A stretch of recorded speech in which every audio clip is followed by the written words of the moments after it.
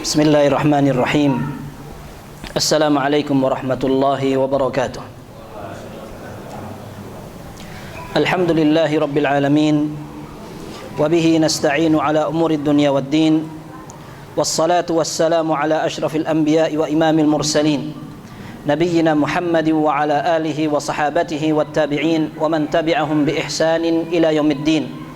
يا أيها الذين آمنوا اتقوا الله حق تقاته ولا تموتن إلا وأنتم مسلمون يا أيها الناس اتقوا ربكم الذي خلقكم من نفس واحدة وخلق منها زوجها وبث منهما رجالا كثيرا ونساء واتقوا الله الذي تساءلون به والأرحام إن الله كان عليكم رقيبا يا أيها الذين آمنوا اتقوا الله وقولوا قولا سديدا يصلح لكم أعمالكم ويغفر لكم ذنوبكم ومن يطع الله ورسوله فقد فاز فوزا عظيما. أما بعد. Alhamdulillah ikhwah sekalian, kita bisa lanjutkan pengajian rutin kita tentang Asy-Syama'ilul Muhammadiyah, dan kita pernah membahas pernyataan salah seorang ulama ahli hadis, Sufyan ibn Uyainah rahimahullah. Beliau mengatakan, inna Rasulullah sallallahu alaihi wasallam huwal mizanu al-a'zam alaihi tu'radul asya' ala hadihi wa khuluqihi wa siratihi. Beliau mengatakan Rasulullah sallallahu alaihi wasallam adalah timbangan yang paling besar, timbangan yang paling agung. Semua urusan, segala sesuatu ditimbang dengan kepribadian, akhlak, perjalanan maupun petunjuk Rasul sallallahu alaihi wasallam. Fama wafaqaha fahuwal haq wa ma khalafaha fahuwal batil. Yang sama berarti benar, yang salah berarti batil. Dan ini menunjukkan bahwasannya Ahlus Sunnah merupakan orang yang mudah ketika menilai sebuah kebenaran, tinggal dilihat kepada kebiasaan Nabi SAW cocok atau tidak. Dan itu semua disamakan pada saat urusan yang dibahas masalah agama. Adapun pembahasan dunia, maka dalam syariat kita diberikan kebebasan seluas-luasnya. Ya, sebagaimana Rasul sallallahu alaihi wasallam menyatakan, antum a'lamu bi umuri dunyakum. Kalian lebih tahu tentang urusan dunia kalian. Maka dari sejak dulu di zaman para sahabat, mereka tidak pernah mempermasalahkan urusan dunia dibawa-bawa ke dalam urusan syariat. Contoh misalkan di zaman Nabi sallallahu alaihi wasallam, orang menggunakan unta, menggunakan keledai, pakaian menggunakan sarung, pakaian atau rambut panjang, kemudian pakaian perang seperti itu. Tidak pernah ada para ulama yang mengatakan bahwa sekarang di zaman modern orang haji naik pesawat bid'ah, orang naik kendaraan mobil bid'ah, segala macam, mikrofon bid'ah, kamera bid'ah. Ini adalah pembahasan yang tidak nyambung ketika orang tidak bisa paham atau gagal paham ya terhadap apa yang dipelajari dari diri Rasulullah sallallahu alaihi wasallam, sehingga yang repotnya kebalik. Yang harusnya dicontoh tidak dicontoh, yang harusnya tidak perlu dipermasalahkan dibesar-besarkan. Ya, contohnya seperti tadi, loh, antum dikit-dikit bid'ah, itu karpet bid'ah juga, masjid ada AC-nya bid'ah, mikrofon bid'ah. Antum sampai ngapain bahas kayak gitu, kurang kerjaan apa gimana? Akan tetapi justru yang kebiasaan Nabi sallallahu alaihi wasallam tidak digarap, ya, tidak dikerjakan. Bahkan ketika ada orang menghidupkan sunnah kebingungan. Nah, ini kan sebenarnya salah paham dalam mempelajari kebiasaan maupun sunnah Nabi sallallahu alaihi wasallam. Nah, kita dapati bahwa Ahlus Sunnah orang paling dekat dan detail. Ahli hadis detail sekali mereka mempelajari itu, karena memang kita pahami hadis itu mencakup segala gerak-gerik Nabi sallallahu alaihi wasallam. Itu namanya hadis. Entah ucapan, perbuatan, bahkan perjalanan. Dan kita sudah bahas bahwa sebagian ulama mengatakan sirah atau hadis itu masuk dalam kategori sirah, dan sirah masuk dalam hadis. Ya, perjalanan Nabi sallallahu alaihi wasallam itu masuk dalam kategori hadis, kecuali ketika Nabi sallallahu alaihi wasallam belum diangkat menjadi nabi. Itu pun ternyata sebagian ulama mengatakan sekalipun Rasul sallallahu alaihi wasallam belum diangkat sebagai nabi, akan tetapi kejadian yang berkaitan dengan kelangsungan Rasul sallallahu alaihi wasallam akan menjadi nabi masuk dalam hadis. Contohnya kisah kejadian syaqqus sadr, ketika Rasul sallallahu alaihi wasallam dibelah dadanya untuk dibersihkan dari jatah syaitan. Hadza hadzus syaitani minka, dalam Sahih Bukhari disebutkan Jibril mengeluarkan jantung Rasul sallallahu alaihi wasallam, dibersihkan dengan menggunakan bejana dari perak, kemudian ada air zam-zamnya, dibersihkan itu sampai dikatakan hadza hadzus syaitani minka, ini jatah setan untuk menyerang kamu. Setelah dibersihkan tidak ada lagi jatah syaitan, dan itu masuk hadis. Padahal Rasul sallallahu alaihi wasallam belum sampai menjadi nabi, tapi itu ada hubungannya dengan kenabian.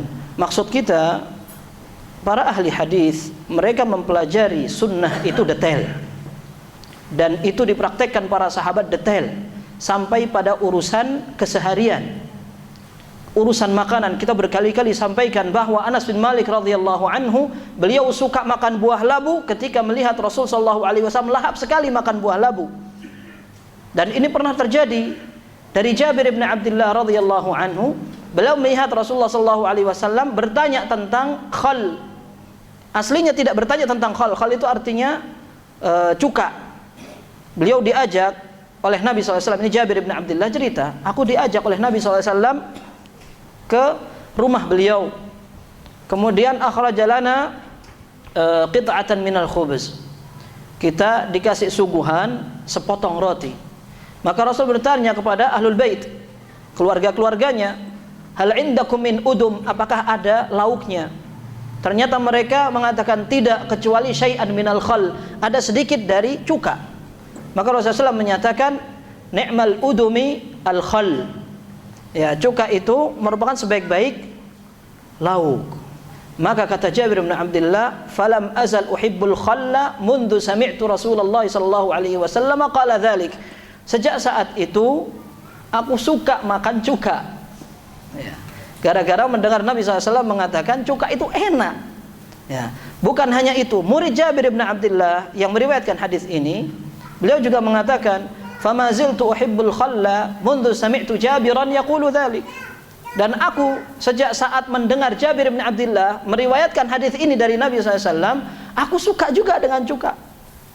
Karena cinta mereka kepada Nabi SAW. Dalam urusan seperti ini, sebenarnya ketika ada orang tidak suka cuka, tidak berdosa. Atau dikatakan khilafus sunnah, ya, dia tidak suka dengan sunnah Nabi SAW karena tidak makan cuka. Sementara Nabi SAW mengatakan sebaik-baik lauk adalah cuka. Tidak ada. Karena itu dilakukan oleh para sahabat mengatakan bahwa Rasulullah SAW makan cuka karena kebiasaan di masyarakat waktu itu dan dalam kondisi yang ada. Rasulullah SAW makannya cuka. Bukan berarti yang tidak makan cuka tidak sunnah. Sebagaimana ketika ada orang lebih suka nasi daripada kurma, berarti tidak nyunnah itu. Nah, ini salah dalam memahami yang dikatakan sunnah itu apa. Kalau dikatakan itu masuk dalam bagian hadis, iya. Rasulullah SAW makan kurma, makan rutab, bahkan Rasulullah SAW makan beberapa sayuran. Ini benar memang. Dan itu masuk kategori sunnah ketika dinukil dari Nabi SAW. Bahkan yang kita pelajari ini juga sunnah. Yang kita pelajari adalah hadis ketika menyebutkan tentang ciri-ciri fisik maupun akhlak kepribadian Nabi SAW, itu masuk hadis. Hanya kita ingin membahas bahwa di antara kebiasaan-kebiasaan ini, mana yang harus kita ikuti dan mana yang kita boleh tidak mengikuti, bahkan tidak boleh diikuti. Ketika sebuah sunnah itu menjadi khasais atau hanya kekhususan Nabi SAW saja yang dibolehkan untuk mengerjakan. Nah, yang kita ingin pelajari bahwa kita ini berbahagia oleh Allah diberi kesempatan untuk mempelajari hadis Nabi SAW. Dan kita berharap nanti pada hari kiamat kita dikumpulkan oleh Allah bersama Nabi SAW karena kita cinta kepada Nabi SAW dan kita juga berusaha untuk menunjukkan buktinya. Orang ketika ingin mengatakan sesuatu dia perlu bukti. Dan bukti yang paling baik ketika seorang mengaku cinta Allah dan Rasul adalah taat kepada Allah dan Rasul. Tidak ada bukti yang lain.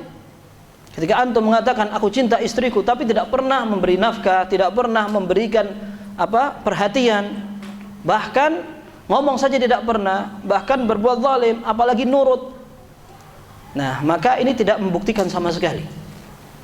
Maka termasuk kita ketika ingin tunjukkan kepada Allah Azza wa Jalla, kepada masyarakat bahwa kita cinta kepada Nabi SAW, bukti yang paling nampak adalah membuktikan sunnahnya. Ahlul hadithi hum ahlun nabiyyi wa in lam yashabu nafsahu anfasahu sahibu. Ini yang kita sering ungkapkan. Orang-orang ahlul hadis mereka adalah keluarga Nabi sallallahu alaihi wasallam, karena mereka sekalipun tidak pernah bertemu fisik dengan Nabi sallallahu alaihi wasallam, mereka selalu menghidupkan ajaran-ajarannya. Nafas-nafas Nabi sallallahu alaihi wasallam terasa. Setiap hari mereka menerapkan itu. Kelihatan, oh ini orang sunnah ya. Ini yang menerapkan ajaran kita, ajaran Nabi sallallahu alaihi wasallam. Maka sampai Imam Syafi'i mengatakan, "Idza ra'aitu rajulan min ashabil hadits fa ka'anni ra'aitu nabiyyan yatakallam atau nabiyyan hayyan." Kata Imam Syafi'i rahimahullah, kalau aku melihat satu orang dari ashabul hadis, seolah-olah aku melihat ada Rasul sallallahu alaihi wasallam hidup. Karena dia yang akan menghidupkan sunnah-sunnahnya. Dan ini yang bisa jadi langka, ya. Syekhul Islam Taimiyah rahimahullah, beliau mengatakan, wa na'ni walasna na'ni bi ahli al-hadis al-muqtasirina bi sama'ihi wa kitabatihi, na'am, wa riwayatihi.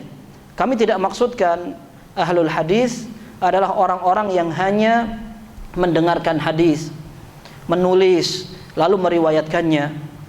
Walakin na'ni bihim, akan tapi yang kita maksudkan dengan ahlul hadis adalah alladzi kullu man ahaqqu bi fahmihi wa ma'rifatihi wa hifdhihi zahiran wa batinan wa ittiba'ihi batinan wa zahiran. Beliau katakan yang dimaksud dengan ahlul hadis adalah orang setiap yang paham, yang menghafal, kemudian menguasai secara lahir dan batin, kemudian orang-orang yang siap mengikuti sunnah itu, mengikuti hadis secara lahir maupun batin, merekalah ahlul hadis. Maka tidak perlu kita mengadakan bendera atau komunitas memproklamasikan ahlul hadis, siapa ketuanya, kemudian siapa sekretaris bendaharanya, nanti cari-cari lagi itu kumpulan donasi tidak berdasar. Tidak perlu seperti itu. Ahlul hadis mereka orang yang menerapkan hadis, selesai. Ya, siapapun bisa, orang mana saja dari kelompok manapun. Ya, tidak perlu juga mengaku-ngaku. Yang penting dia kerjakan, tidak perlu penilaian orang. Maka ini yang kita sedang cari, menjadi cita-cita kita sebagai pengikut Nabi sallallahu alaihi wasallam yang sejati. Dan semoga kita berhasil untuk mendapatkan gelar itu. Taib, yang beri gelar juga bukan orang ya. Tidak perlu kita mencari gelar dari orang. Oh ini fulan ahlul hadis, fulan ahli apa pakar segala macam. Itu hanya gelar-gelar dunia. Sedangkan di sisi Allah Subhanahu wa taala kita akan pertanggungjawabkan sendiri dengan amal kita. Taib. Pelajaran kita sore hari ini insyaallah akan membahas tentang bagaimana Rasulullah sallallahu alaihi wasallam menyisir, memperhatikan, membersihkan rambutnya. Karena ini menjadi kepribadian, penampilan yang menjadi teladan ketika seorang ahlus sunnah tampak dan sepantasnya berpenampilan rapih, tidak compang-camping, apalagi membuat prihatin orang yang melihat. Jadi yang prihatin itu bukan orangnya, akan tapi yang melihat, sampai kasihan. Ya, kita pernah sampaikan Rasulullah sallallahu alaihi wasallam dalam Sahih Muslim ini melihat ada orang yang penampilannya kalau kita katakan mengecewakan, ya. Sampai Rasul sallallahu alaihi wasallam bertanya, "Ala kamalun, apakah kamu punya harta?" Maka dia mengatakan, "Min kulli asnafil mal." Semua model harta aku punya. Disebutkan di situ ada ghanam, ada baqarah, ada ba'ir. Unta punya, sapi punya, kambing juga punya. Nabi SAW mengatakan fal tura alaik, mbok ya kelihatan gitu. Wong nikmatnya banyak kok penampilannya kayak orang yang banyak utang gitu. Ya. Maka Rasulullah SAW dalam hadis yang lain dikatakan innallaha idza an'ama ala 'abdin ni'matan innallaha yuhibbu idza an'ama ala 'abdin ni'matan an yara athara ni'matihi alaihi. Allah Azza wa Jalla suka ketika melihat ada hambanya yang dikasih nikmat, dikasih rezeki, kelihatan athar rezekinya itu, penampilan yang rapi. Dan ini kita teladani dari Nabi sallallahu alaihi wasallam. Baik. Disebutkan dalam kitab Syama'il bab ma jaa fi tarajjuli Rasulillah sallallahu alaihi wasallam, pembahasan tentang sisirannya Rasul sallallahu alaihi wasallam. Dan ini menunjukkan bukan berarti Rasulullah SAW adalah seorang pemimpin yang banyak sisirannya. Akan tetapi bahkan ada riwayat nanti yang menunjukkan bahwa beliau jarang untuk menyisir rambutnya. Bahkan beliau memberikan saran agar tidak sering-sering. Ya, ghibban artinya beberapa hari diperhatikan, beberapa hari tinggalkan, nggak perlu setiap saat lihat rambutnya gimana kalau begini. Antum kan malu kalau begitu.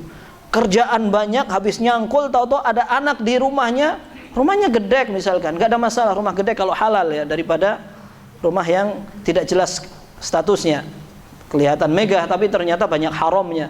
Ya, tapi maksudnya rumahnya apa adanya, tahu-tahu anak menghabiskan waktu hanya gara-gara depan cermin begini. Ini laki lagi, sudah pegangin jangkul, udah nyangkul sana. Ya, rambut dibegini-beginikan, ini menghabiskan waktu. Ini nggak ada bedanya sama santri, karena santri mah nggak punya kerjaan.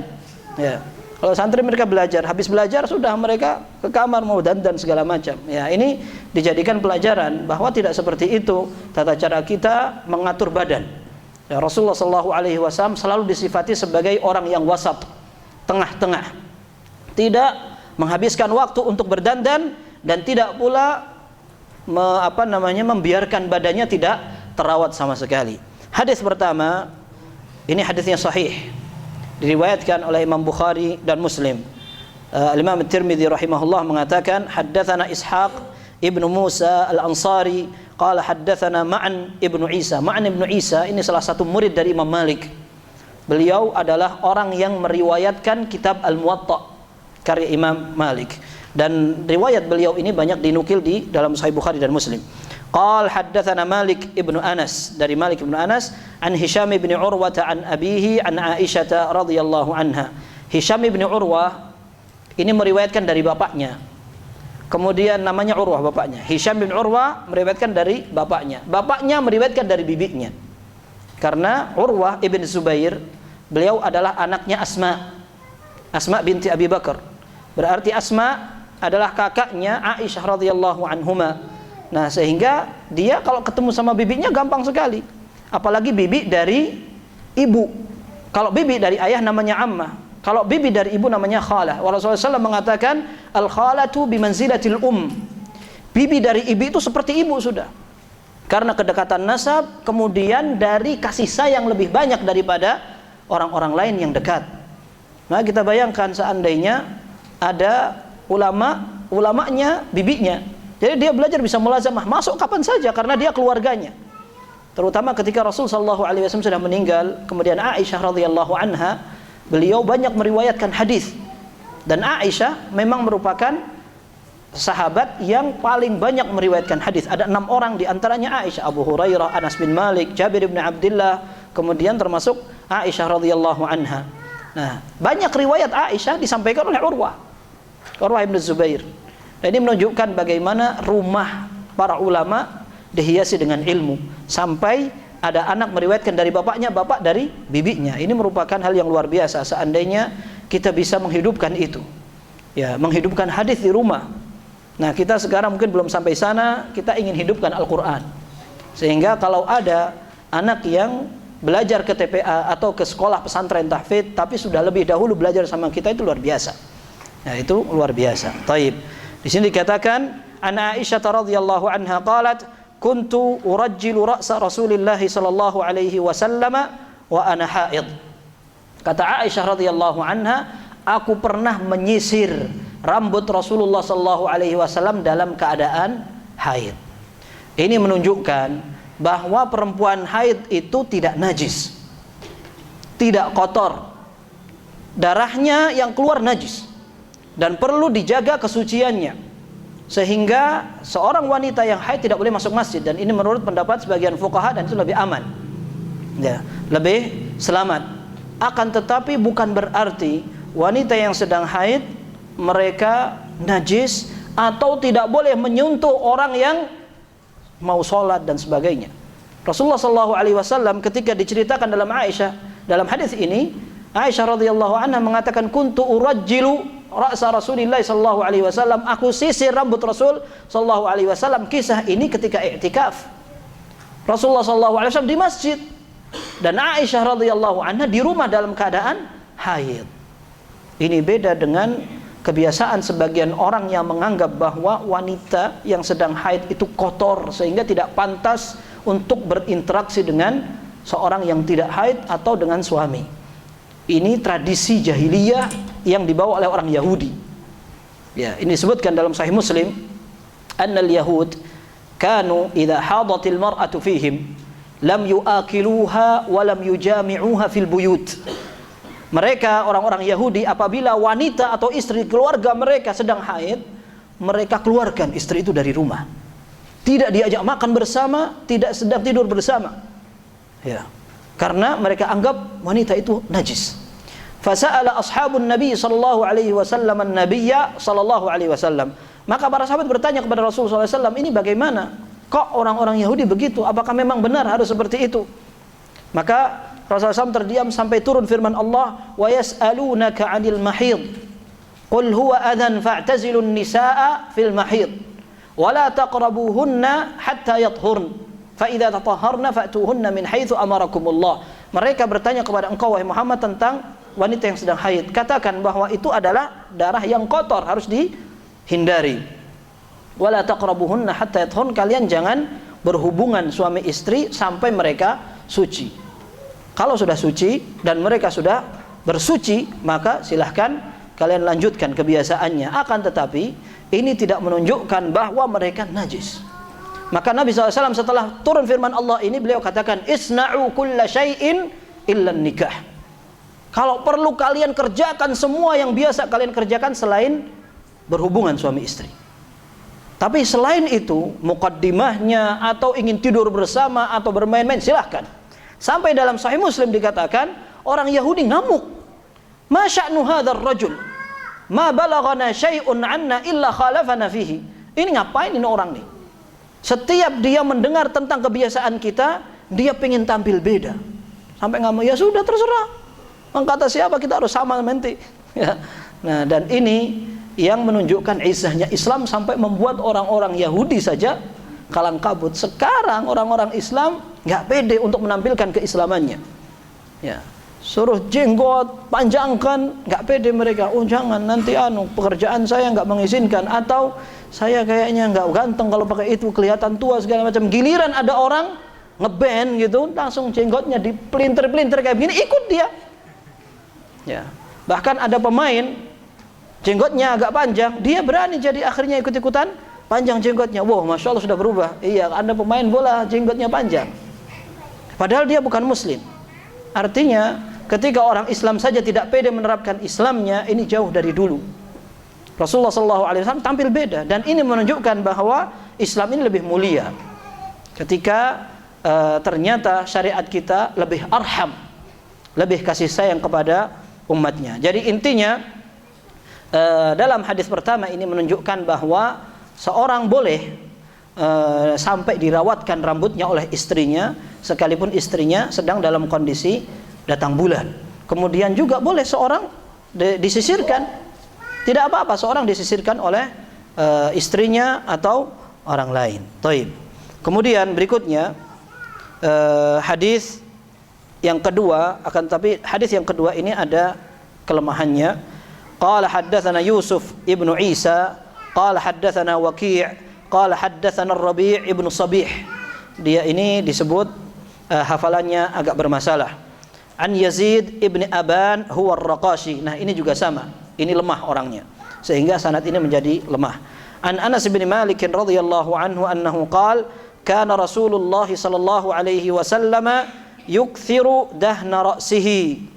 Rasulullah sallallahu alaihi wasallam sering meminyai rambutnya. Sering meminyai rambutnya. Kemudian wa tasriha lihyatihi, sering juga menyisir jenggotnya. Wa yukthirun qina'a hatta ka'anna thawbahu thawbu zayyat. Beliau suka menggunakan kain di kepalanya seperti pakaiannya tukang minyak. Kenapa demikian? Karena kalau sering beliau pakai minyak di rambutnya, khawatir minyaknya ini akan jatuh ke pakaiannya. Akhirnya beliau pakai tutup di kepalanya ini. Jadi dikasih kayak semacam penghalang agar minyaknya tidak berjatuhan. Kemudian seperti tukang minyak, dan tukang minyak disebutkan oleh Syekh Abdul Razak identik dengan pakaian yang kotor. Karena kena minyak sehingga di mana-mana minyaknya dan kotor. Begitu. Dan hadis ini kita sampaikan tadi lemah. Hadis ini lemah. Kemudian sifat yang disebutkan di sini tidak sejalan dengan sifat-sifat yang dinukil dari Nabi sallallahu alaihi wasallam. Rasulullah sallallahu alaihi wasallam orang perhatian kepada pakaian. Sehingga tidak mungkin beliau sampai kelihatan kayak tukang minyak gitu. Nah, kalau seandainya rambutnya beliau suka menarui minyak atau minyak rambut sehingga tampil lebih menarik, ini akan ada riwayat lainnya. Akan tetapi di dalam riwayat ini disebutkan beliau banyak sekali pakai minyak, sampai perlu pakai qina. Ya, biar tidak ngecepoh di sini, itu nggak mungkin, mustahil. Mustahil. Ada beberapa riwayat justru bertentangan dengan hadis ini. Dalam hadis yang sahih disebutkan, atana Rasulullah sallallahu alaihi wasallam. Satu saat Rasulullah SAW datang menemui kami. Fara'a rajulan, maka Rasulullah SAW melihat ada seorang sya'ithan, rambutnya acak-acakan. Rasulullah SAW melihat ada seorang sahabat yang rambutnya acak-acakan. Maka Rasulullah SAW mengatakan, ama kana yajidu hadza ma yusakkinu bihi sya'rah. Orang ini apa enggak dapat bahan yang bisa membuat rambutnya teratur sedikit? Ya, karena rambutnya acak-acakan, maka Rasulullah SAW mengatakan bahwa ya rambutnya ini dirapihkan. Nah, kemudian dalam riwayat lain disebutkan Rasulullah SAW melihat ada orang yang pakaiannya kotor sekali. Akhirnya Rasulullah mengatakan, ama yajidu hadza ma'an yaghsilu bihi thawbah. Apakah orang ini enggak bisa cari air biar bisa dipakai untuk mencuci bajunya? Maka hadis-hadis tadi sahih, sehingga tidak mungkin dan tidak masuk akal kalau sampai Rasulullah SAW memiliki baju sampai kayak tukang minyak karena banyaknya menggunakan minyak rambut. Gara-gara pakai minyak rambut aja sampai kayak butuh atribut dan seragam khusus seperti tukang minyak. Nggak masuk akal. Maka kata Ibnu Katsir rahimahullah, beliau mengomentari hadis yang kita bahas tadi, fihi gharabatun ya wa nakarah. Dalam hadis ini ada keanehan dan juga ada kemungkaran. Maka ini seperti tidak masuk akal. Dan kita katakan bahwa memang hadis ini tadi lemah. Baik. Kemudian hadis ketiga, Rasulullah sallallahu alaihi wasallam disifati dalam hadis yang ketiga, qala haddatsana Hannad ibnu Sari qala haddatsana Abu al-Ahwas an Ash'ath bin Abi Sya'tha an abihi an Masruq an Aisyah radhiyallahu anha. Hadis ini sahih, diriwayatkan oleh Imam Bukhari dan Muslim. Qalat in kana Rasulullah sallallahu alaihi wasallam la yuhibbu tayammuna fi tuhurihi idza tatahhar.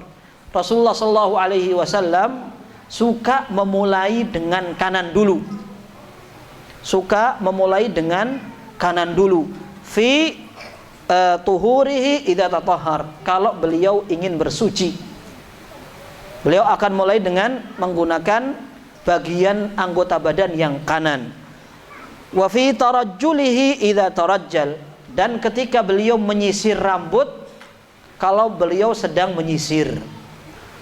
Wa fi inti'alihi idzan ta'al. Dan beliau suka memulai dengan dengan bagian kanan ketika ingin menggunakan sandal. Dalam riwayat Bukhari ditambahi wa fi sya'nihi kullihi, dan dalam berbagai aktivitasnya.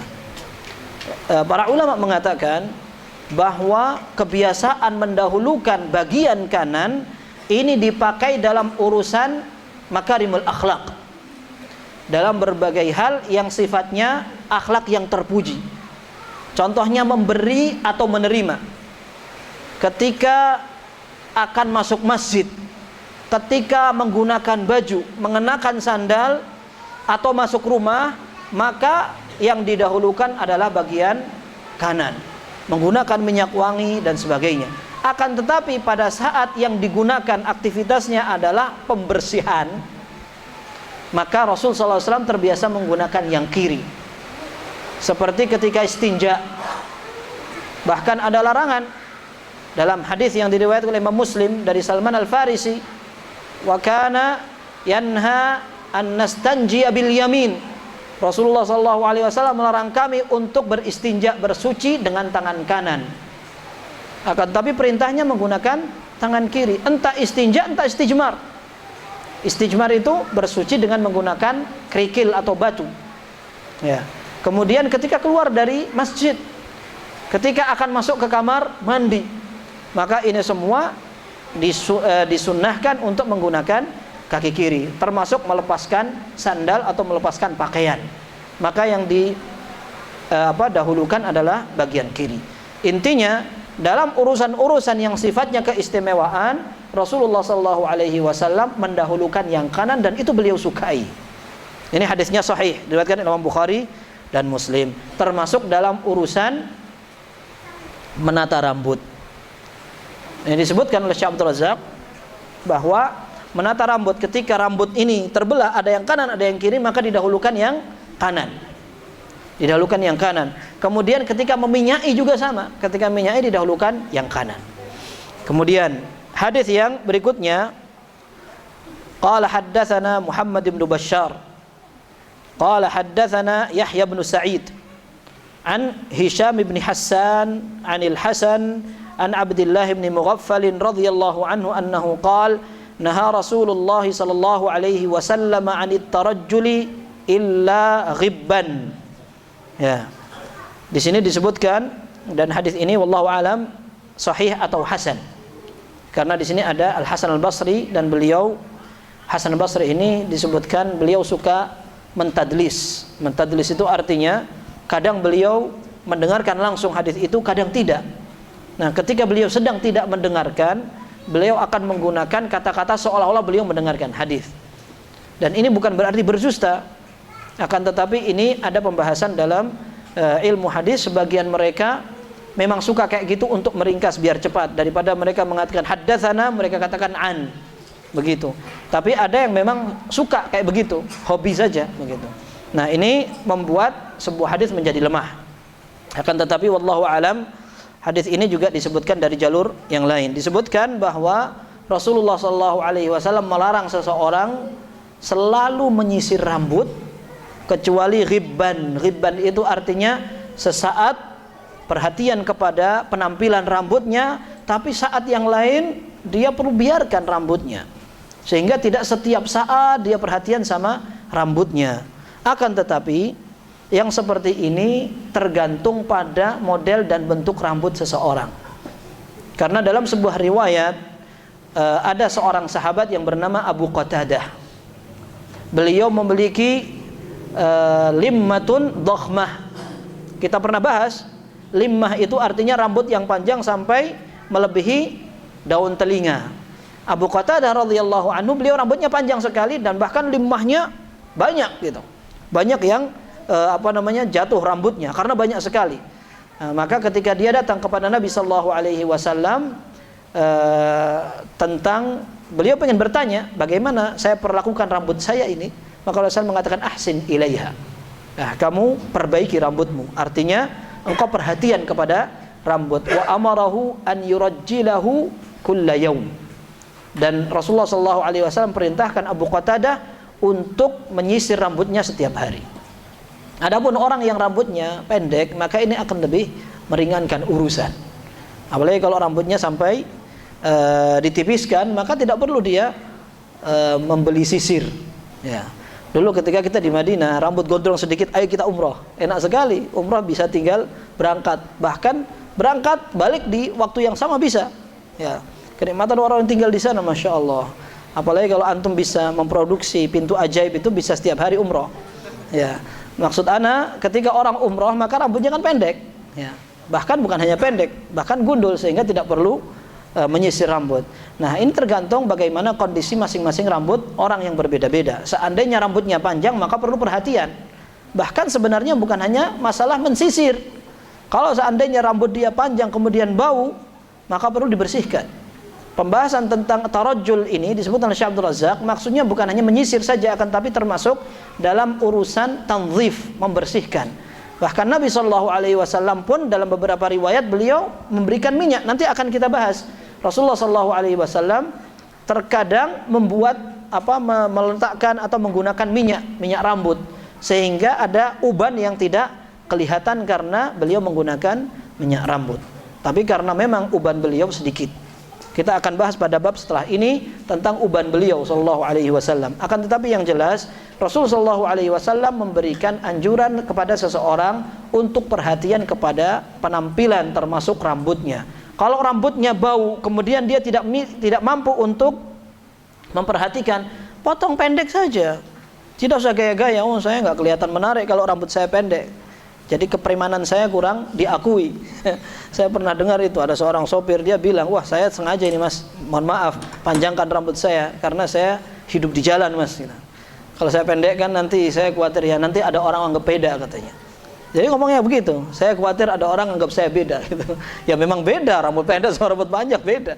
Tapi ala kulli hal, yang jelas seorang ketika memiliki rambut yang panjang atau rambut yang pendek pun perlu diperhatikan penampilannya, dan ini menjadi ciri ahlu sunnah, mereka perhatian kepada penampilan. Taib. Kemudian terakhir dari bab ini penulis mengatakan haddatsana Al-Hasan ibnu Arafah qala haddatsana Abdus Salam ibnu Harb an Yazid ibn Abi Khalid an Abil Ala Al-Audi. Tapi sebelumnya Yazid ibn Abi Khalid ini hafalannya banyak salah. Hafalannya banyak salah sehingga dalam riwayatannya agak menjadi kelemahan. An Abil Ala Al-Audi an Humaid bin Abdurrahman an rajulin min ashabin Nabi sallallahu alaihi wasallam anna an-nabiy sallallahu alaihi wasallam kana yatarajjalu ghibban.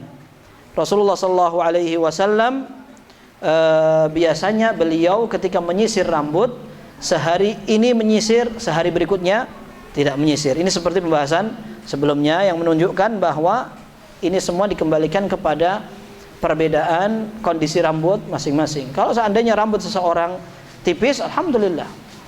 Bahkan bukan hanya sehari, 2 hari, bahkan seminggu juga dia tidak sisir, nggak apa-apa, tinggal pakai songkok saja begitu. Bahkan songkok menjadi lebar, masya Allah, gara-gara rambutnya yang selama ini menyesakkan. Taib. Ini pembahasan pertama tentang bagaimana Nabi Shallallahu Alaihi Wasallam memperhatikan rambutnya. Pembahasan berikutnya masih berurusan dengan rambut, akan tapi kaitannya dengan uban, dan tidak masalah seseorang beruban karena itu ciptaan Allah. Tidak perlu seorang gengsi, malu atau sebagainya. Oh enggak, ini dulu saya sarah pakai minyak rambut misalkan. Memang kadang-kadang minyak rambut bisa membuat itu di antara faktor perubahan cuaca rambut. Akan tetapi terkadang memang begitu. Ya, tidak masalah. Yang penting bagaimana seseorang bisa memperhatikan ketika uban itu mengingatkan. Ya, mengingatkan. Ada sebuah syair tentang uban yang disebutkan oleh dinukil juga ini oleh Syekh Abdul Razak. Beliau menukil pada bagian akhir, nanti kalau cukup waktunya insyaallah kita sebutkan. Tapi yang jelas memang uban itu mengingatkan umurnya, dan faktor U lebih dominan. Kata orang begitu. Tapi ini maghribnya jam berapa? 5:30 pas? Enggak, kurang. Iya, kurang. Jam 5:20 kayaknya. Iya, 5:20 berarti 2 menit lagi ya. Baik. Seperti biasa aja kita lanjutkan aja habis salat maghrib insyaallah. Tapi kita bahas satu saja dari hadis Nabi sallallahu alaihi wasallam tentang sya'arat atau beberapa rambut yang dimiliki Rasulullah SAW dan ada ubannya. Hadis pertama disebutkan haddatsana Muhammad ibnu Bashar qala akhbarana Abu Dawud qala akhbarana Hammam an Qatadah qala qultu li Anas bin Malik hal khadaba Rasulullah sallallahu alaihi wasallam. Ini disebutkan oleh Qatadah. Qatadah ini salah satu murid yang terdekat kepada Anas bin Malik, sehingga banyak riwayat yang disampaikan oleh Anas bin Malik dari muridnya Qatadah, dan beliau ada seorang tabi'in. Dia bertanya kepada Anas, apakah Nabi SAW sempat menyemir rambutnya? Apakah Rasul SAW sempat menyemir rambutnya? Maka beliau mengatakan, lam yablugh dzalika, innama kana syai'an fi sudghaihi. Di sini dikatakan syaiban. Ada riwayat yang mengatakan syai'an. Syai'an itu sesuatu sedikit. Kalau di sini syaiban artinya adalah beberapa uban. Ya, dikatakan lam yablugh dzalika innama kana syaiban fi sudghaihi walakin Abu Bakr radhiyallahu anhu khadaba bil hinna'i wal katam. Kata Anas bin Malik, lam yablugh dzalika, enggak perlu, Rasulullah SAW tidak sampai membutuhkan penyemiran rambut. Karena akan diriwayatkan nanti yang berubah warna menjadi putih tidak lebih dari 14 helai. Dalam riwayat Sahihain disebutkan ketika beliau meninggal tidak melewati 20 helai rambut yang berubah menjadi putih.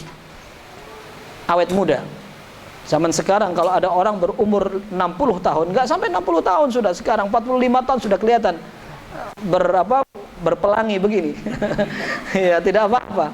Dan tergantung orangnya, karena kewibawaan tidak dilihat dari warna rambut. Akan tapi bagaimana seorang bertakwa, ya, jangan khawatir, uban juga tetap laku, tidak ada masalah. Ya. Jadi maksudnya Rasulullah SAW meninggal pada usia 63 tahun, ternyata beliau tidak sampai banyak ubannya. Dan nanti akan kita pelajari bahwa ternyata penyebab ubannya tidak memikirkan banyak hal. Ya, karena banyak orang-orang mengatakan, kenapa antum ubanan? Ya, kepikiran keluarga katanya. Subhanallah, kenapa keluarga sampai membuat orang kepikiran cepat tuanya? Iya, kadang orang bukan hanya kelihatan ubannya, sampai kulitnya beruban. Maksudnya bagaimana? Jadi raut-rautnya tambah. Setiap hari kernyat-kernyit begini. Ya, karena kepikiran keluarga. Nah, ini Rasul SAW akan ada riwayat itu, tapi riwayatnya tidak sahih. Rasulullah SAW mengatakan syayyabatni hudun wa akhawatuha. Aku menjadi ubanan karena memikirkan hari akhirat. Hud, surat Hud dan beberapa surat-surat lainnya. Karena aku membaca itu aku kepikiran, tapi hadisnya tidak sahih.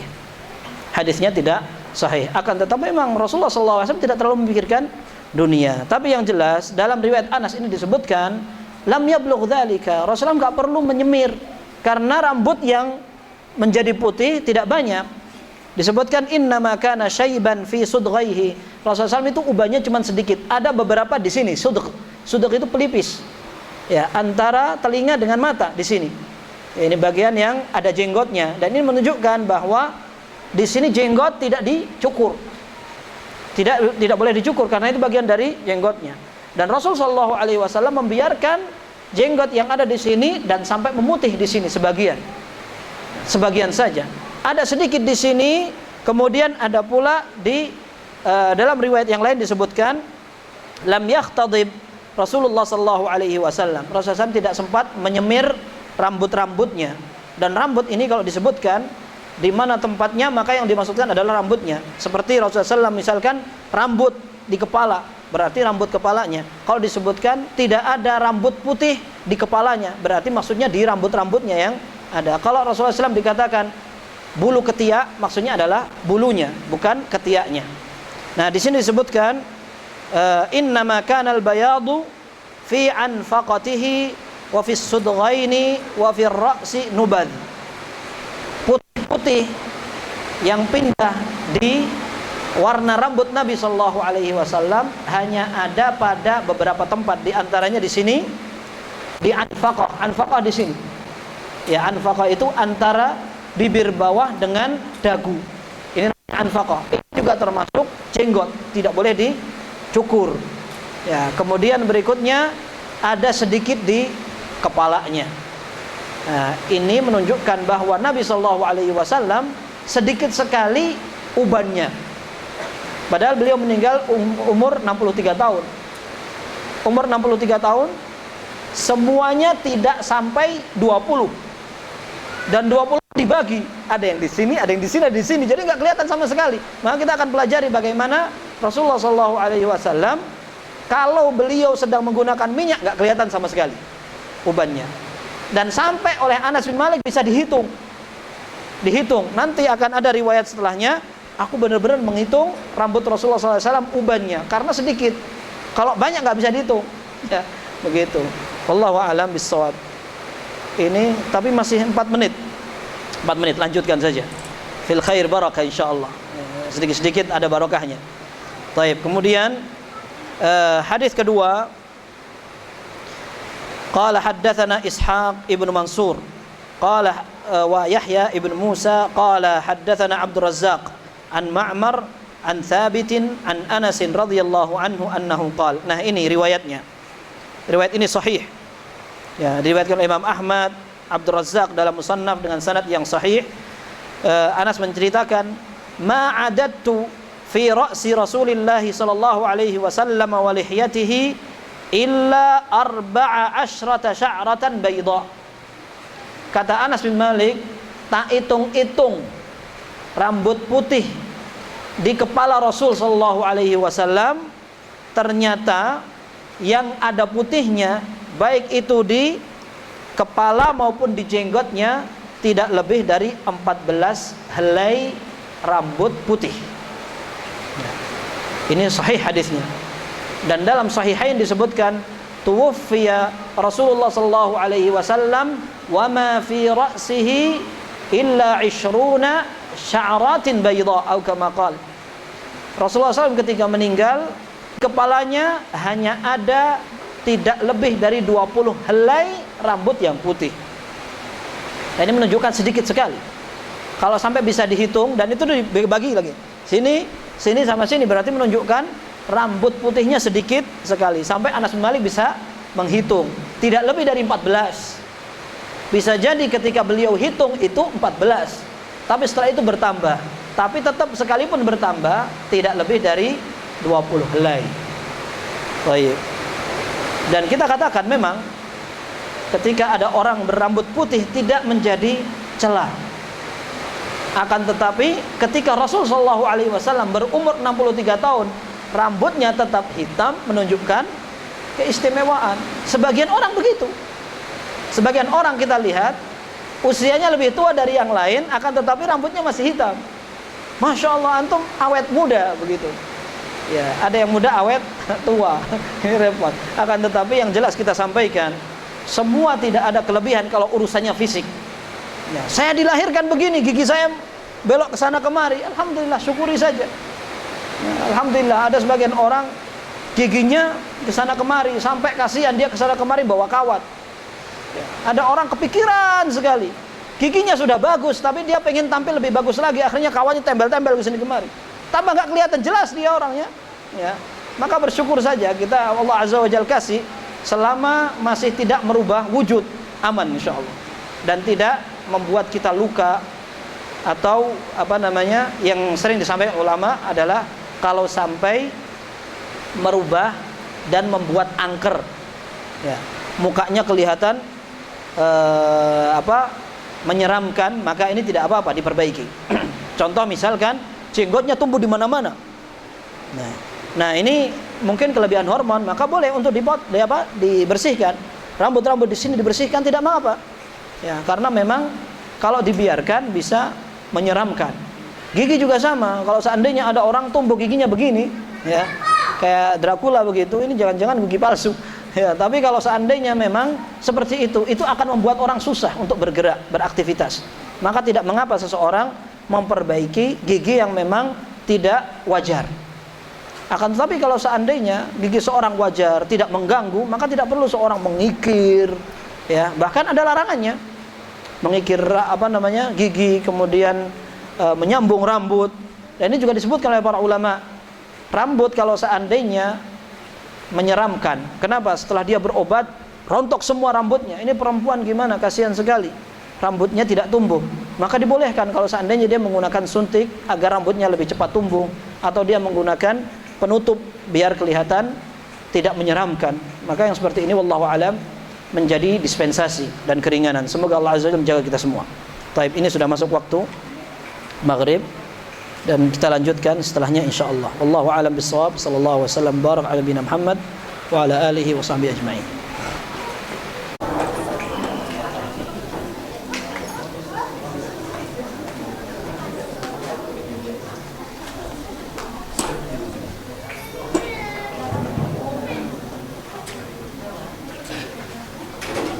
Bismillahirrahmanirrahim. Alhamdulillahirabbil alamin. Sallallahu wasallam wa baraka ala abdihi wa rasulih Muhammad wa ala alihi wa sahbihi ajma'in. Amma ba'd. Kita lanjutkan pengajian kita dan insyaallah tidak lebih lama dari yang tadi. Hadis berikutnya yang ketiga dari bab tentang uban Nabi sallallahu alaihi wasallam. Qala haddatsana Muhammad bin Amr ibn al-Walid al-Kindi al-Kufi. Qala haddatsana Yahya bin Adam an Syarikin an Ubaidillah bin Umar an Nafi' an Abdullah ibn Umar radhiyallahu anhuma annahu qala innama kana syaibu Rasulillah sallallahu alaihi wasallam nahwan min 20 sya'ratan bayda. Disebutkan oleh Abdullah bin Umar bahwa uban Nabi sallallahu alaihi wasallam hanya sekitar 20 helai rambut. Dan ini sudah kita sebutkan, memang dalam riwayat ini ada salah satu riwayat yang kita sebutkan dari Syarik. Dan Syarik ini merupakan seorang seorang qadhi. Beliau adalah orang yang hafalannya kuat. Akan tetapi ketika beliau diberikan amanah untuk menjadi qadhi, hafalannya rusak. Hafalannya rusak sampai hafalannya ditinggalkan oleh beberapa orang ahli hadis.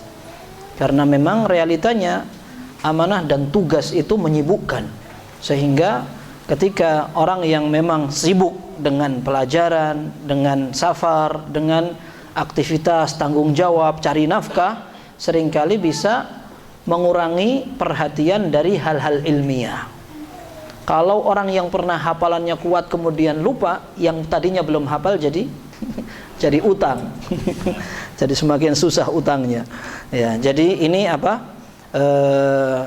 riwayat yang beliau sampaikan. Akan tetapi sekalipun riwayat atau sanad ini ada kelemahan, akan tapi didukung dengan berbagai riwayat lainnya dalam Sahih Bukhari dan Muslim, bahwa rambut Rasul sallallahu alaihi wasallam memang beruban dengan jumlah tidak lebih dari 20 helai rambut.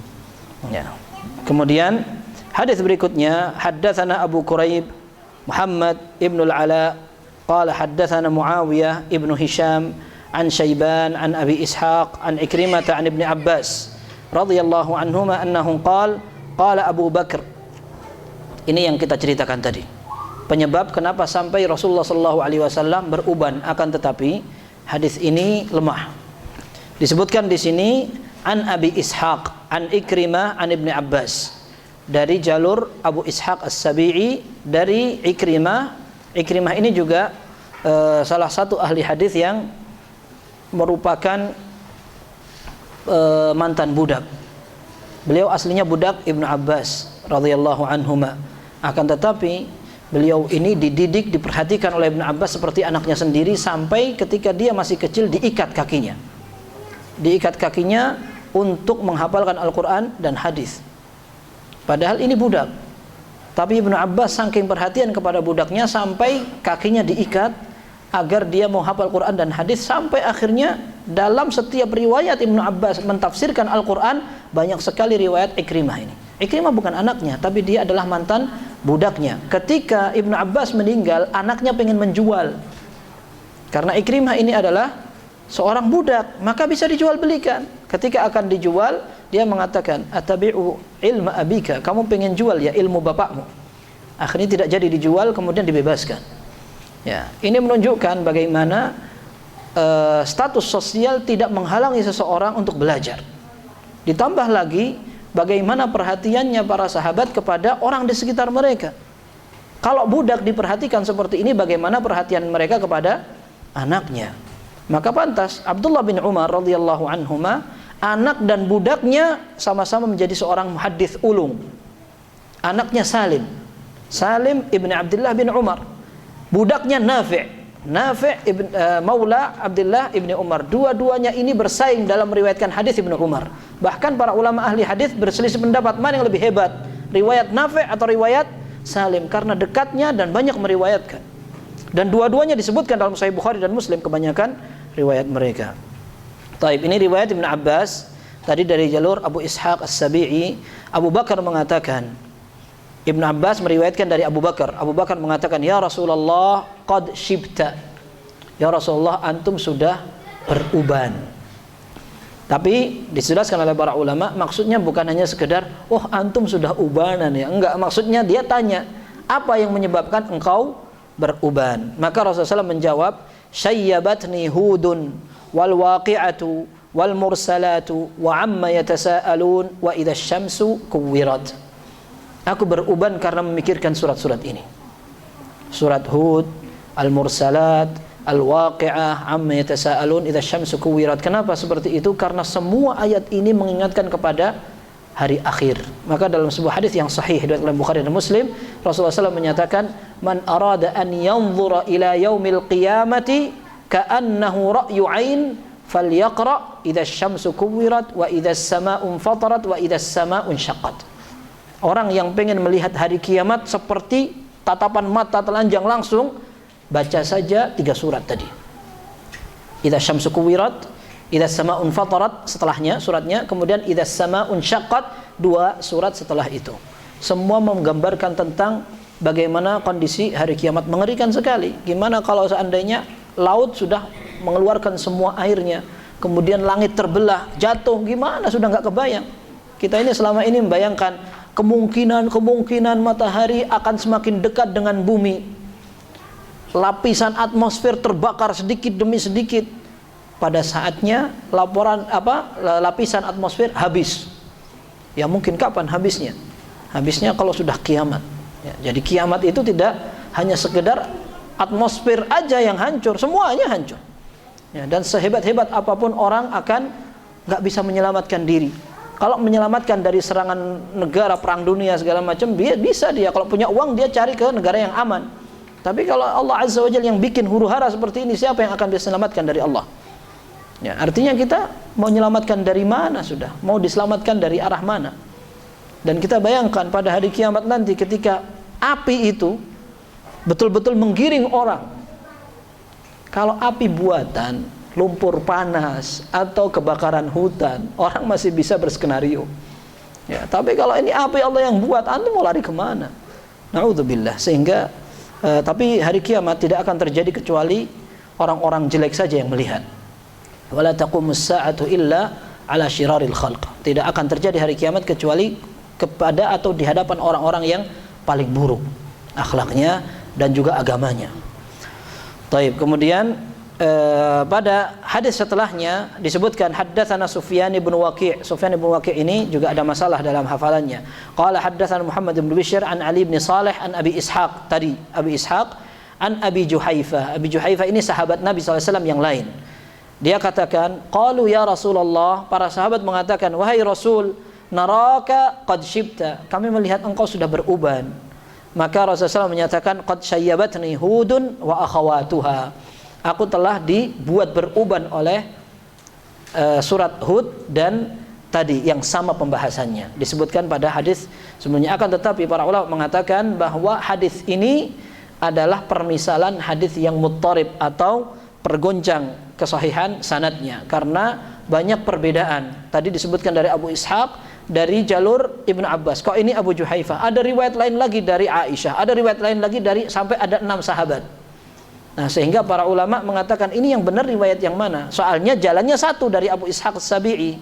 Jangan-jangan tadi gara-gara salah hafalan akhirnya kadang riwayatkan dari ini, kadang riwayatkan dari ini, sehingga Al-Hafidz Ibnu Hajar menjadikan hadis ini menjadi misal atau contoh hadis yang muttarib. Muttarib itu artinya goncang. Karena tidak bisa diambil mana yang sahih dan mana yang rajih atau kuat.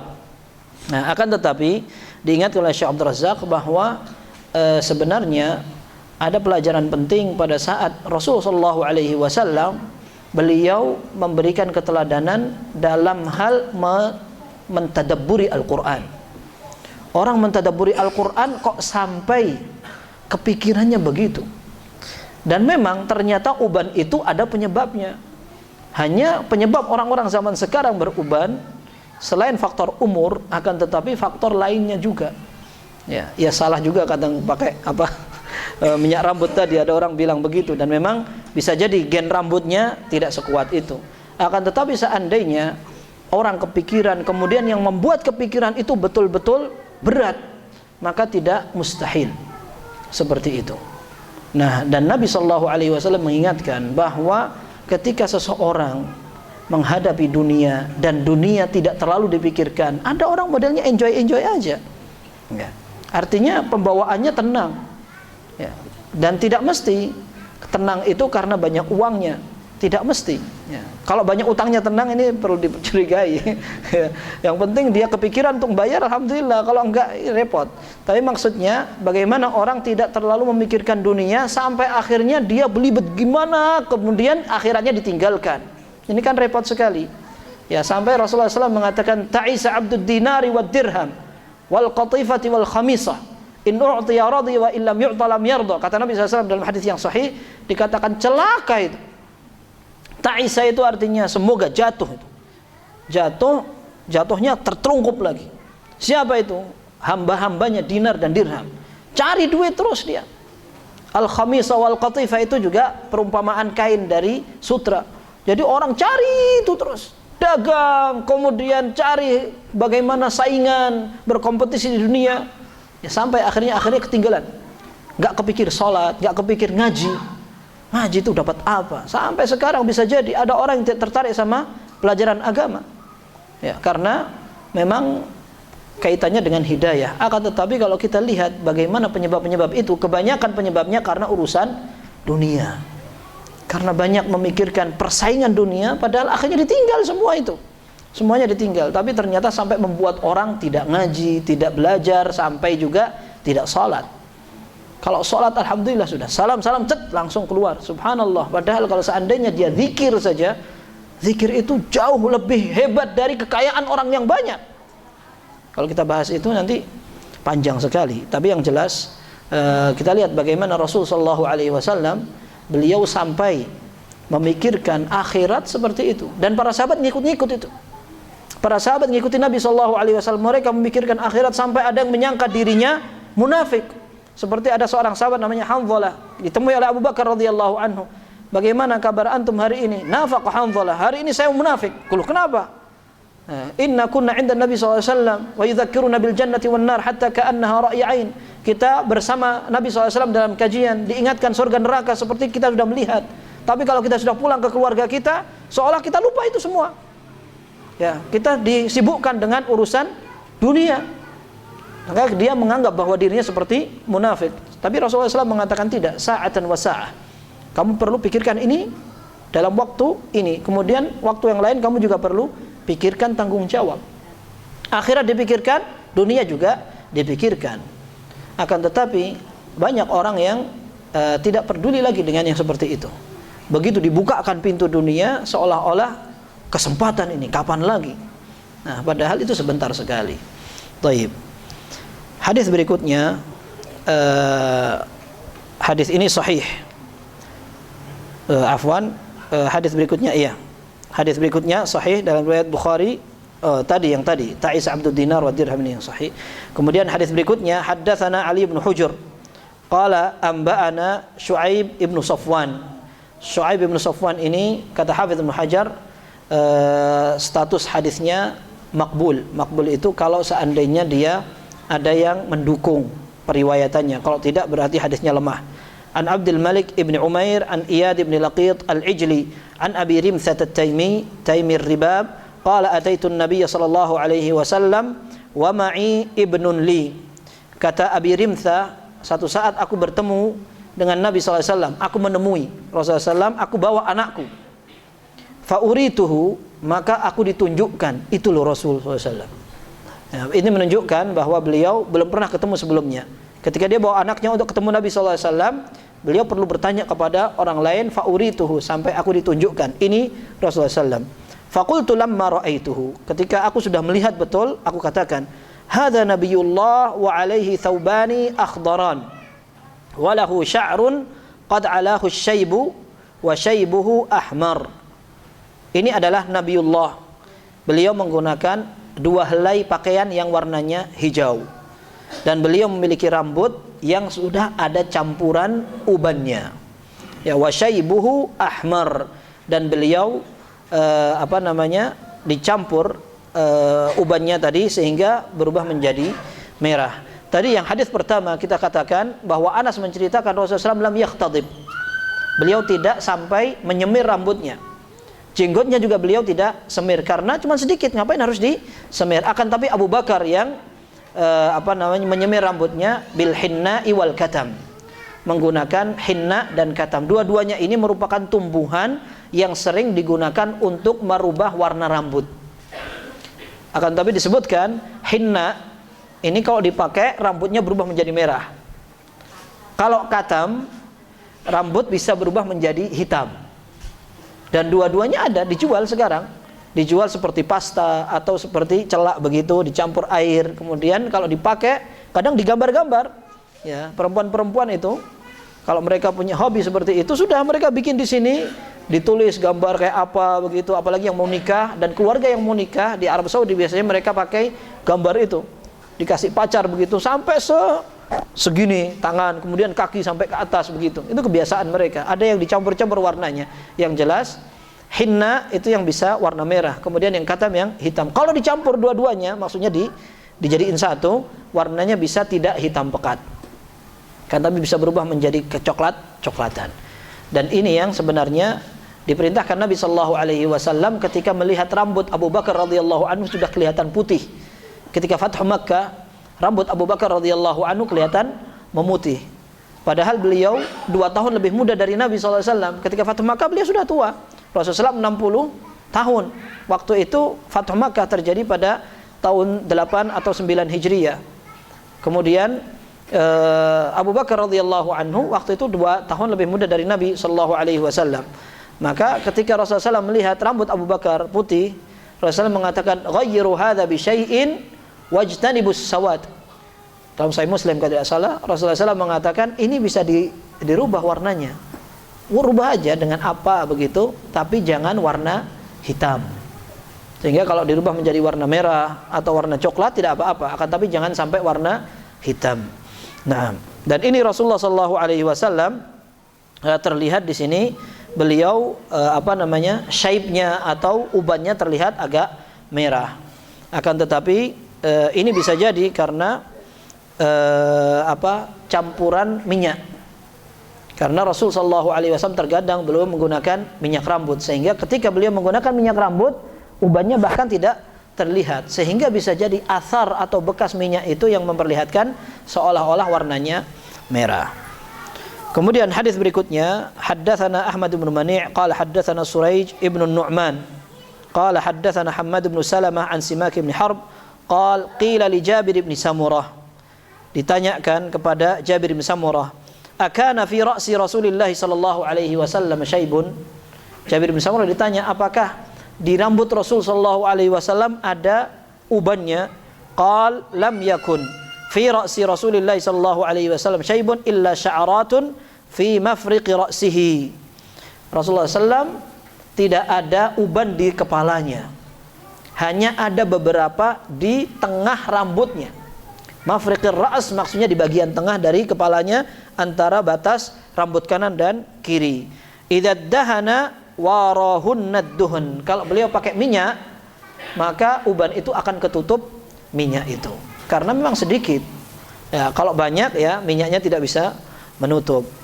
Dan ini di antara riwayat yang tadi sudah disebutkan sebelumnya yang menunjukkan bahwa uban Rasul sallallahu alaihi wasallam sedikit. Akan tetapi beliau juga perintahkan kalau seandainya ada orang ingin merubah warna rambutnya yang beruban tidak mengapa, seperti yang diriwayatkan oleh Abu Bakar radhiyallahu anhu.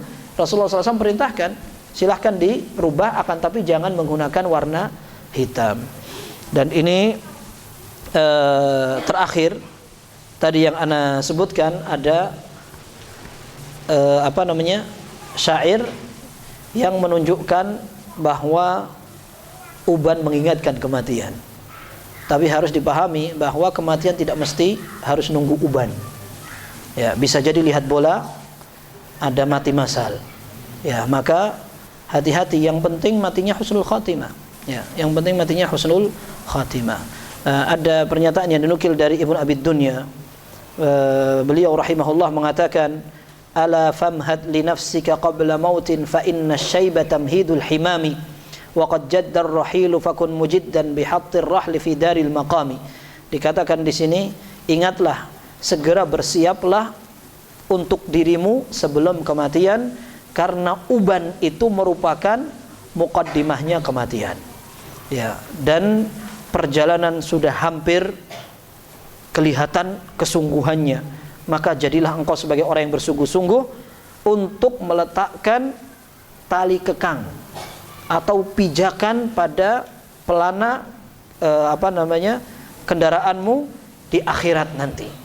Ya, ini intinya yang menunjukkan bahwa asyaib rata-rata mengingatkan umur. Ya, tapi sebenarnya bukan hanya syaib, akan tetapi waktu juga sama. Waktu ini tidak terasa. Tahu-tahu kita sudah menjelang Ramadan lagi, tahu-tahu sudah musim haji lagi, tahu-tahu anak sudah mau lulus kuliah saja. Wah, ini berarti kalau anaknya sudah lulus kuliah, bapaknya sudah lulus kuadrat ini. Ya, harus ingat. Akan tapi memang ini seperti tidak terasa. Kita seperti segini-segini terus kan? Seperti segini-segini terus, akan tapi kok anak yang tambah gede gitu.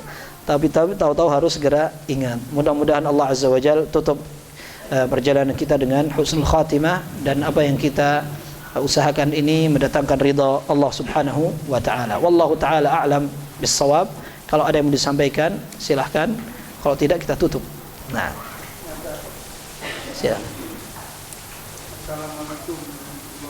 Waalaikumsalam warahmatullahi wabarakatuh. Bagaimana caranya jika seseorang orang tuanya keluar dari Islam, apakah boleh dia mendoakannya, dan bagaimana kiat untuk berbakti padanya? Mungkin itu kan. Taib. Tapi masih hidup. Taib. Ini kesempatan selama masih hidup. Di antara bakti yang terbesar adalah mengembalikan ke dalam Islam. Karena ketika Abu Hurairah radhiyallahu anhu sempat mendakwahkan kepada ibunya bukan hanya tidak Islam, akan tapi bahkan memusuhi Islam. Rasulullah SAW dihina-hina terus sampai Abu Hurairah menangis, dan beliau akhirnya minta kepada Nabi SAW untuk didoakan. Akhirnya didoakan dan akhirnya masuk Islam. Dan ini menjadi peluang, kesempatan untuk mendoakan kapan saja, di waktu-waktu mustajab, ketika salat, ketika di malam terakhir, sepertiga malam terakhir, ketika sujud, ketika turun hujan, ketika perjalanan. Semua kita manfaatkan untuk mendoakan, dan semoga Allah Azza wa Jalla beri hidayah ibu antum. Dan memang kadang-kadang seperti ini terlihat karena fitnah dunia. Orang karena tidak kuat imannya, akhirnya ketika ada tawaran untuk murtad karena tawaran seperti itu. Dan kadang-kadang sebagian orang sudah memiliki itu sebagai keyakinan, sehingga ketika diajak untuk masuk Islam, sudahlah, kita sudah tua masing-masing pada keyakinan aja sendiri, jalan-jalan aja, tapi kita saling menghormati. Tapi bentuk kasih sayang kita sebagai orang Islam, kita ingin dia merasakan nikmat dan indahnya Islam, minimal keselamatan. Ketika kita di depan Allah Subhanahu wa taala, kita bisa gabung gitu. Tapi kalau seandainya tidak, maka kita khawatir seperti itu. Tapi berbakti kepada orang tuanya bagaimana? Ini yang harus dijadikan target utama. Ya, bakti yang paling terbesar adalah mengusahakan agar beliau kembali ke dalam Islam. Didoakan terus-menerus, tidak apa-apa selama sebelum meninggal. Larangan dalam Islam mendoakan orang kafir kalau sudah mati. Kalau mati betul-betul kafir. Ma kana lin nabiyyi wal ladzina amanu ay yastaghfiru lil musyrikeena walau kanu uli qurba min ba'di ma tabayyana lahum annahum ashabul jahim.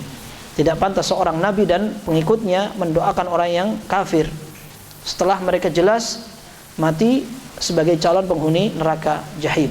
Akan tapi ketika masih hidup didoakan terus, tidak mengapa. Kemudian bakti kepada orang tua dalam bentuk interaksi ini bisa dilakukan dalam berbagai khidmah, layanan, dan berbagai komunikasi yang baik.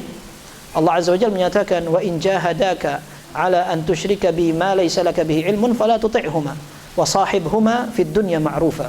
Kalau dua orang tua memerintahkan kamu untuk syirik, padahal syirik itu tidak ada dasarnya sama sekali, jangan dilayani, jangan ditaati, jangan dituruti. Akan tetapi tetap pergaulilah keduanya dengan baik. Maka bisa jadi dengan pergaulan yang baik itu membuat keduanya akhirnya tertarik lagi untuk kembali ke Islam. Seperti ketika kita perhatian akan kebutuhan apa dibantu, kemudian ingin diantar kemana ditemani dan segala macam, ini bisa jadi menarik kepada keduanya untuk kembali kepada Islam. Dan seperti kita katakan, jangan bosan-bosannya untuk mendakwahkan, mendoakan, dan juga berdiskusi. Tidak mengapa. Antum tetap berbuat baik, kemudian satu saat waktu yang tepat antum katakan, sebenarnya ana lebih suka kalau seandainya orang tua suka yang aku kasihkan, seandainya ibu suka aku kasih hadiah, aku merasa lebih bahagia lagi memberikan hadiah. Terus nanti ada waktu kesempatan, sebenarnya ada sesuatu yang paling bahagiakan kalau ibu bisa bersyahadat lagi. Semoga Allah Azza wa Jalla kasih hidayah. Wallahu a'lam bishawab.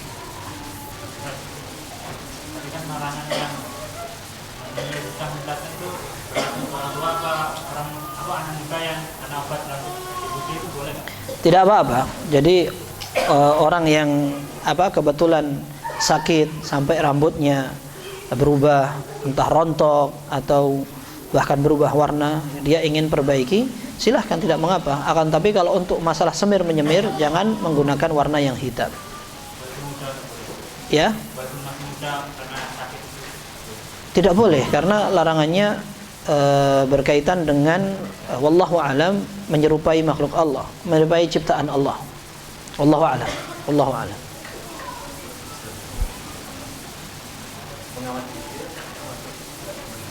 Mengawat gigi kalau seandainya tujuannya untuk berobat. Kalau tujuannya untuk berobat tidak mengapa. Sebagian gigi kalau seandainya dibiarkan begitu, katanya bisa membuat gigi yang lain rusak, kotor, cepat rompol dan segala macam. Akan tapi ada orang yang mengawat gigi agar bisa lebih tampil menawan. Ya.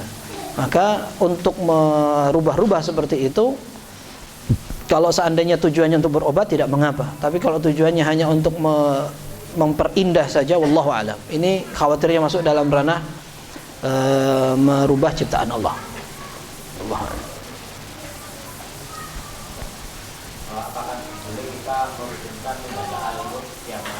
Tidak apa-apa.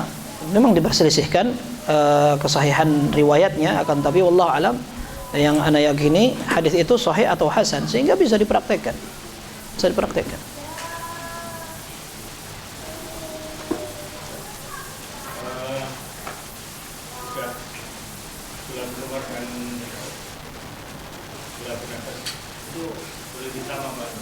Apa itu?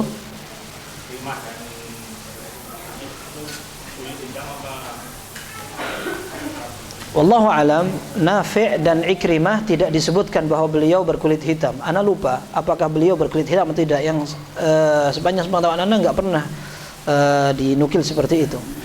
Yang justru dilihat kulit hitam seperti Bilal ibn Rabah, itu kulit hitam. Kemudian ada lagi Usamah bin Zaid, itu juga beliau kulitnya hitam. Dan beliau ini bukan karena keturunan kulit hitam.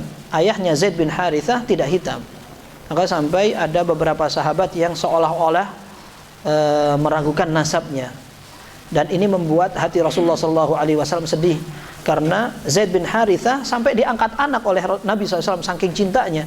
Sekarang punya anak namanya Usama bin Zaid. Ketika ada orang mulai membicarakan nasabnya, Rasulullah SAW sedih sekali. Sampai satu saat Zaid bin Harithah dan anaknya Usama bin Zaid ini tidur bersama, kemudian kepalanya dikerukupi kain yang kelihatan cuman kakinya saja. Tahu ada seorang mujazziz. Mujazziz ini seorang nasib, orang yang bisa menerka. Oh, ini dari kabilah ini. Potongan kayak gini biasanya dari kabilah ini. Begitu. Dia tahu nasab orang dari bentuk, dari kebiasaan dan pengalaman lah begitu. Satu saat beliau masuk, Mujazziz ini masuk, Rasulullah SAW ada di situ, dan Usama bin Zaid dan Zaid bin Harithah sedang tidur. Yang tidur kakinya yang kelihatan. Dan para sahabat ada yang waktu itu hadir gitu.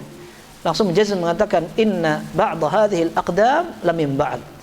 Ini kaki yang bentuknya sama, ini mesti ada hubungan nasab.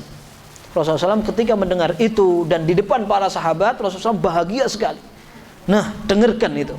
Ya, sampai akhirnya kata Aisyah radhiyallahu anha, satu saat Rasulullah SAW masuk menemui aku ke dalam rumah dalam kondisi berbinar-binar mukanya. Ada apa? Alam tarai anna mujazzizan nadhara anifan ila Usama bin Zaid wa Zaid bin Harithah faqala inna ba'da hadhihi al-aqdam lam min ba'd. Kamu tahu enggak tadi tahu Mujazziz masuk kemudian melihat dua orang tidur, kemudian mengatakan ini kaki ini mesti ada hubungannya, dan itu membuat Rasulullah SAW bahagia sekali. Tapi ternyata memang Usama agak hitam. Dan beliau tetap anak mantan budak, sehingga beliau juga dikategorikan sebagai keluarganya mantan budak. Akan tetapi ternyata Rasulullah SAW pernah satu saat ketika dimintai pendapat oleh seorang wanita Quraisy namanya Fatimah binti Qais. Ya, Fatimah binti Qais mengatakan, "Ya Rasul, aku dilamar oleh dua orang pendekar. Yang satu Abu Jaham, yang satu Muawiyah bin Abi Sufyan. Menurut antum siapa yang pantas untuk aku terima lamarannya?" Kata Nabi SAW, "Jangan dua-duanya." Ya, kalau Abu Jaham ini dia nggak pernah meletakkan tongkatnya. Sebagian ulama menafsiri dia ini banyak perginya, banyak keluyurannya. Sebagian mengatakan karena dia suka mukul istri. Gitu. Kalau Muawiyah ini miskin, dia nggak punya uang. Tapi dua-duanya adalah orang yang bernasab mulia. Tapi kata Nabi SAW, jangan dua-duanya. Ingkihi Usamah, kamu nikah saja sama Usamah. Usamah adalah mantan budak, anak mantan budak. Dan ini menunjukkan wallahu a'lam bahwa nasab bukan menjadi pertimbangan dalam pernikahan. Ini wanita Quraisy ini, wanita Quraisy, dan para ulama mengatakan Quraisy merupakan awsatul Arab. Awsatul Arab maksudnya adalah orang Arab yang paling mulia karena nasabnya paling tinggi di tengah orang Arab sendiri. Akan tetapi ternyata ketika wanita Quraisy ini minta pendapat kepada Nabi SAW, kamu nikah sama Usamah saja. Dan akhirnya karena beliau, ini si wanita ini nurut kepada Nabi SAW sampai rumah tangga mereka tenang sekali, sampai punya anak banyak. Ya, dan ini menunjukkan bahwa nasab tidak menjadi pertimbangan pertama dalam pernikahan. Wallahu a'lam bishawab.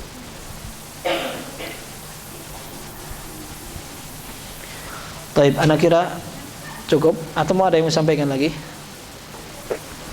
Baik, semoga bermanfaat dan kurang lebihnya mohon maaf. Sallallahu wasallam wa barak ala abdihi wa rasulih nabiyina Muhammad wa ala alihi wa sahbihi ajma'in. Subhanakallahumma wa bihamdika asyhadu an la ilaha illa anta astaghfiruka wa atubu ilaik.